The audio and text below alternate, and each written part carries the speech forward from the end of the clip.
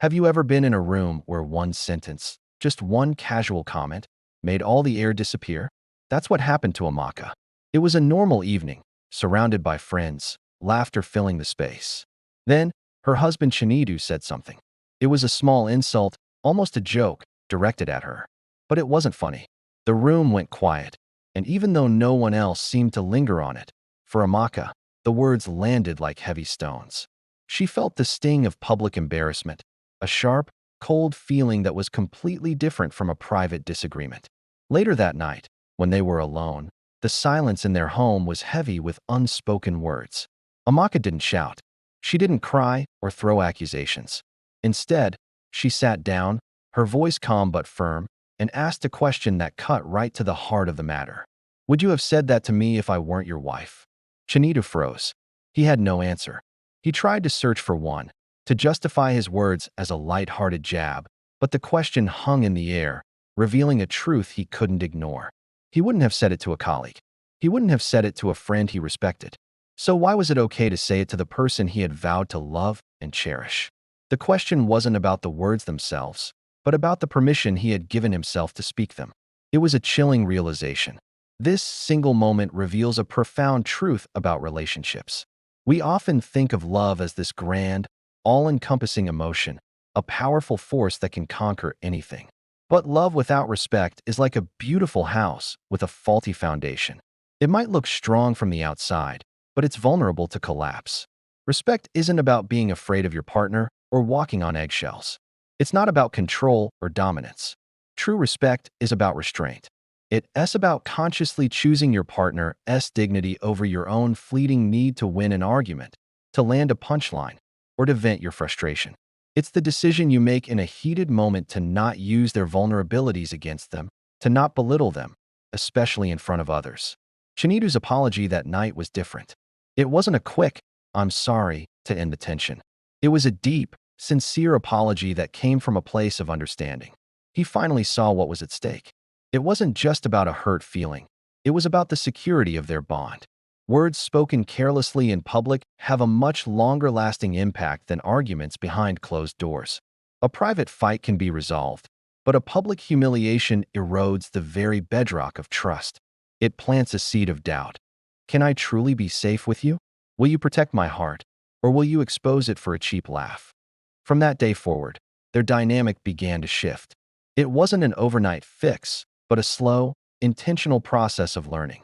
They learned that a marriage can survive arguments, even big ones. Couples can disagree, they can get angry, they can frustrate each other. But what a marriage cannot easily survive is a pattern of disrespect. Disrespect is a slow poison. It chips away at a person's self-worth and dissolves the glue that holds a relationship together. Each small act of disregard, each eye roll, each dismissive comment builds a wall, brick by brick, until you can no longer see the person you fell in love with. So what does respect actually look like in practice? It's in the small things. It's listening, truly listening, when your partner is speaking, instead of just waiting for your turn to talk. It's valuing their opinion, even when you disagree with it. It's keeping their private stories private. It's celebrating their successes as if they were your own and supporting them through their failures without judgment. Respect is the invisible boundary that keeps love safe. It's the guardian that stands at the gate of your relationship and says, "Harm is not welcome here." When you respect your partner, it shapes your tone of voice. You can be angry and still be respectful. You can have a conflict and still be kind. Love might be what says, "I care about you. I'm drawn to you." But respect is what says, "I will not intentionally harm you. Not with my words, not with my actions, not even when I'm angry or upset." It's the commitment to see the inherent value in your partner, separate from their role as your spouse, separate from what they do for you. It's honoring the individual you chose to build a life with. Think of it this way. Love is the warmth of the fire, but respect is the fireplace that contains it. Without the fireplace, the fire can become a destructive force, burning down everything in its path. Respect provides the structure, the safety, and the boundaries that allow love to burn brightly and warmly, providing light and comfort without causing destruction. It protects the intimacy and vulnerability that are so essential for a deep connection.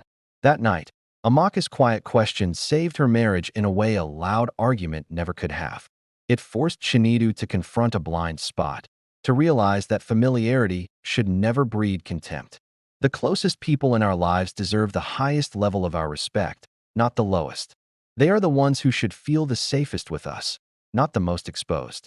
The journey for Amaka and Shinidu was about rebuilding that safety, one respectful choice at a time. They learned that you can apologize for an argument, but you have to earn back trust after disrespect. Respect isn't a passive feeling, it's an active, daily choice. It's the ultimate act of love. Thank you for watching. If this story resonated with you, please give this video a thumbs up, share it with someone who might need to hear it, and leave a comment below with your own thoughts on what respect means in a relationship. And don't forget to subscribe for more videos on building stronger, healthier connections. See you in the next one.